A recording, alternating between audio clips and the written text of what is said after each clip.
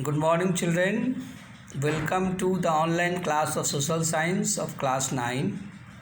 Today we will discuss how land is distributed between the farmers of Palampur.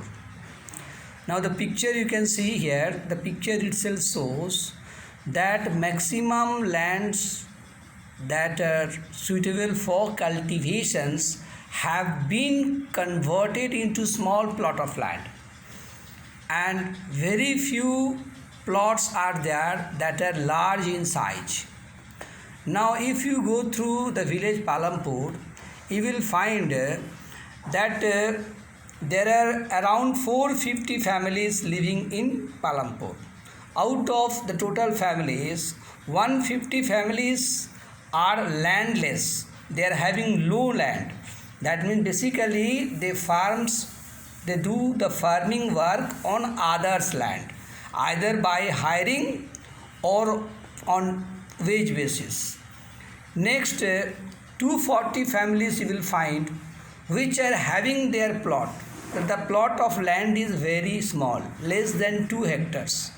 That means even though they have land, but they cannot produce such amount of goods which they can consume throughout the year.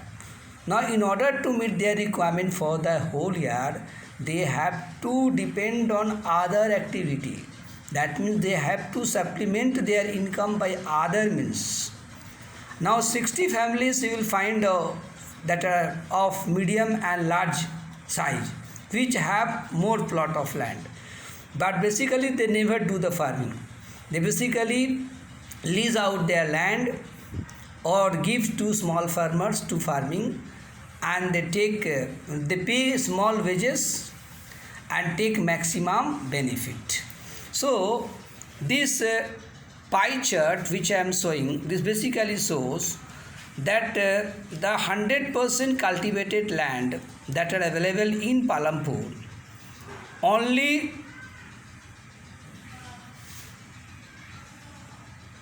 you will find 36% of the cultivated land is cultivated by 80% of people of Palampur, whereas the rest 64% of cultivated land are under 20% of farmers. So these unequal distributions basically shows that there are many farmers who labors hard, but they could not earn such amount through which they can fulfill their need and desire. So there is a need for equal distribution of resource in order to maximize production. Now next topic today we'll go through, that is who will provide the labor. So we'll know that labor is the next important factor of production, and farming cannot be done without labor. But basically this labors comes from the farmers class.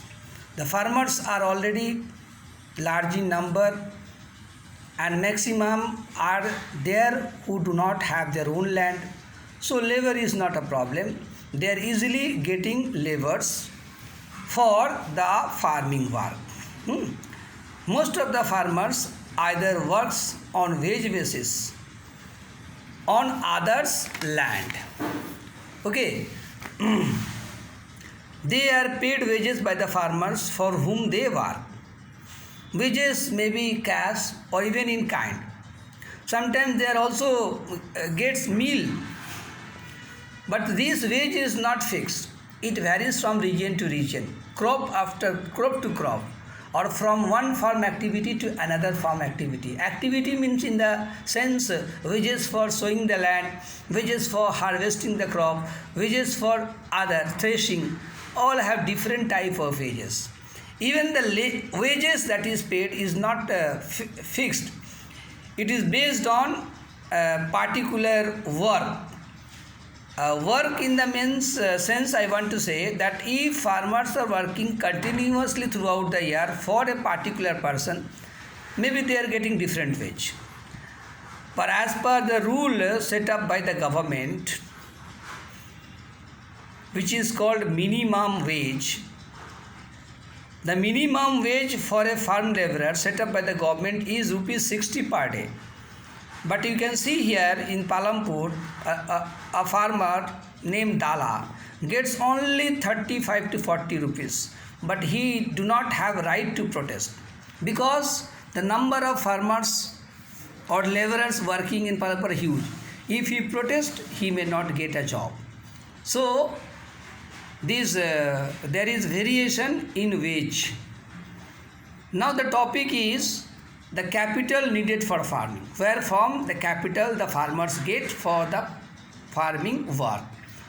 So basically you might have heard even in your own village the farmers at the time of cultivating their land, they used to take loan from Mahajans, money lenders. No, you might have heard. The similar condition is also of Palampur.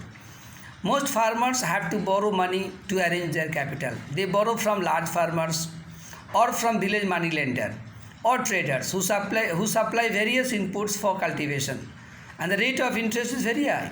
As a result, even after toiling hard and making good productions, they are not able to lead a good life.